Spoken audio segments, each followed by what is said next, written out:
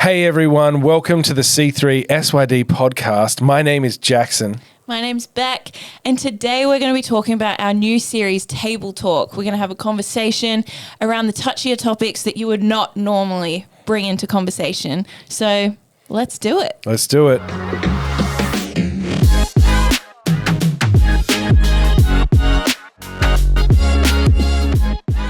Yeah, so we, as a church, are starting a new series. It's called Table Talk. Yes. What the heck is that, you may ask? I know. Basically, we're just going to be taking 4 topics that people are talking about right now and explaining a biblical perspective behind them. But the table talk comes from, they're the kind of topics you wouldn't normally bring to the table with particular friends, with your family. Maybe they bring a bit of tension when they're brought up. So we're just going to chat about them, chat about what people may be thinking, chat about what the Bible says, what we as a church kind of believe, and just wanting to equip people with how they can engage in those areas and live a great life. Because they're like topics that you generally just want to take a back seat on, like friendships. And even though that sounds like, oh, wow, what would you take about, like friendships that aren't serving you. Like buzzword. Doesn't serve me, so I'm cutting it out. You know, the polarization of power right now, it's just like left, right. It's so binary. Mental health, huge topic. Like, and I'm so thankful that it's just become in the last, 10 years, it's just become a lot more talked about, but it's still, we often shy away. Someone starts saying, oh, been struggling with anxiety or I've got depression. People are still like, so like, don't know how to like engage in it either. Yeah. And in a conversation over like a meal or when you're around a table, if these topics come up, we often just kind of go, okay, I don't want to, and even just the mystics, Crystal's mystics. Yeah. Spirituality, being able to like, understand what is that higher power? Because, people are heading in a direction. Not to say it's completely wrong direction. It's just sometimes we're just not acknowledging that higher power. So it's going to be a great series that we're going to just unpack. I think I have a lot to learn in these areas. Oh, me too. My personality, like in general, is I'm an introvert. So going out to dinner is... It's a thing. I have to, it's not like, oh my gosh, I can't wait. So therefore, if anything comes up at the table, I'm like, this is why I don't do these things. But it's going to be great for me to kind of like, learn a little bit more about these things, to be able to empathize even, because a lot of, if these were conversations in a TikTok feed, these are the ones that we always just swipe straight through. We're like, not interested, don't care, or maybe don't swipe past us. No, everyone. Definitely not. Yeah, engage with us, please. Like, subscribe, got merch, link in bio. Oh, we should get merch. Yes, totally should. So I'm excited to hear more about it. I got a lot to learn.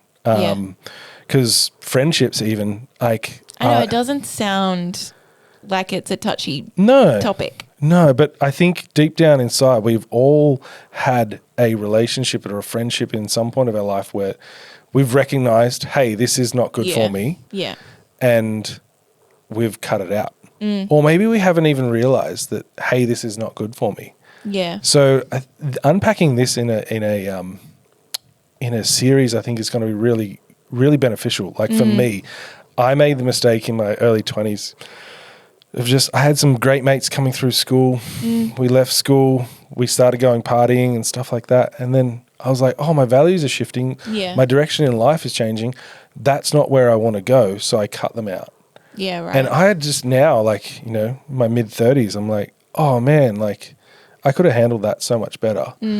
I could have had a lot more grace for where they're at versus where I was heading, because we're all on a journey, but also just could have had a bit more maturity in it and being like, boundaries. Yeah. Hey, I'm not going to go out partying with you, but I'll still surf with you, I'll still catch up, still, have food. Like, one of the things that we just loved doing was going surfing and then going to a cafe after and just eating some food, getting some sustenance. And I'm like, oh gosh, I miss that. And now I've kind of they're not in my world anymore. Yeah. And there's a little bit of regret there. And I think we all kind of carry a little bit of regret. And like, what does forgiveness mean? What does it mean to have grace for people that are in a different place, different journey, different stage to us? How can we still maintain a friendship? How can we still identify what's a good one and what's not not so good one without needing to just cut? Yeah. So... yeah, I think it's so important to, when you're in those situations, like I feel like I sit more on the other side of, I'm a very like, once I'm in, I'm like all in on this friendship. Yeah. And even if there's kind of, I don't know, I feel like in like an unhealthy way sometimes of like holding people kind of too high in my mind. So then when they don't meet certain things, I'm just like, oh, you've hurt me, even though they haven't intentionally done anything to me. Yep. And so I've had to learn to kind of, give people grace in that way of like, oh, they might not have even realized that they've done that. But then communication. Oh. Everyone always says communication is key, and it's because it is. Yep. Whether you're the one needing to end a friendship or you're the one just needing to put boundaries in place, like all of those things are just wrapped up and you need to communicate. Yeah. You need to actually go into those conversations. Yeah. Be vulnerable, be prepared for it to not go the way you want sometimes. But just communicate where you're at, hear where they're at, allow them to correct things if they need to, or reject your offer and maybe that friendship does end. Yeah. I don't know. All those different things. And even just if it needs to end, ending in a good way. Yeah, ending well where it's not like there's no bad blood. Yeah. Yeah. Is that a Tay-Tay reference there? Unintentional. You managed to get one in there. Nice. And we're also going to be jumping into spirituality and like looking at, crystals, mystics and manifestation of things. Have you ever kind of come across that in your journey in life? Absolutely. Not for me personally. You don't have I've never really engaged in that. But I definitely see it a lot in social media, different content, different podcasters I listen to, and like even just from like something like a vision board. It's like, oh, I'm manifesting that over my year. Yes. And then when things happen, they're like, oh yeah, I manifested that and it happened. And I'm like, yeah, because you work towards it, but also there is power behind a lot of spiritual things that people engage in. And it's just a matter of, recognizing that we believe that there's a higher power. Yeah. The highest power.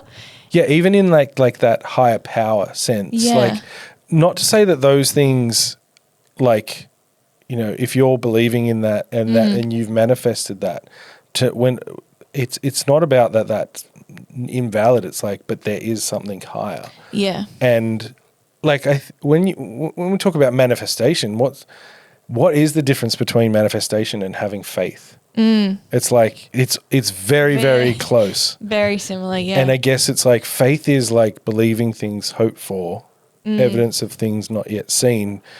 Manifestations got that same belief of things hoped for, but I guess what it comes down to is and I wouldn't say that I'm an expert in this realm because I don't think I've ever manifested things, but I've had faith for things. And I think the difference is being able to submit to that higher power and being like, whoa, I'm believing God, not the universe, God, the creator of the universe for this. Yeah.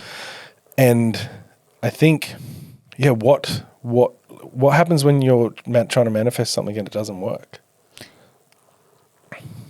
You just keep on going manifesting. Yeah, or you would take the belief of, oh, the universe doesn't want me to have that. Yeah. Yeah. Which it's, like I was saying before, it's a couple of degrees off. Understanding the difference between the universe, creator of the universe, what is the higher power? Because, there was... how do we engage with that? Yeah. Yeah. How do we let it shape our lives? And because there is power. There are other powers, minor powers. And like where do we place ourselves and our belief and our wants and dreams? Where are we placing those? So that's going to be really cool to unpack. Yeah, for sure. Also, like this is probably one of the biggest topics right now, but like the polarization and the extremes, the right wing, left wing, just not just political, but just like so many things that have become binary. If you think this, therefore you're that type. Oh, yeah, for sure. Which I think it doesn't allow for nuance. It doesn't allow for people to figure things out. And I think we're all learning.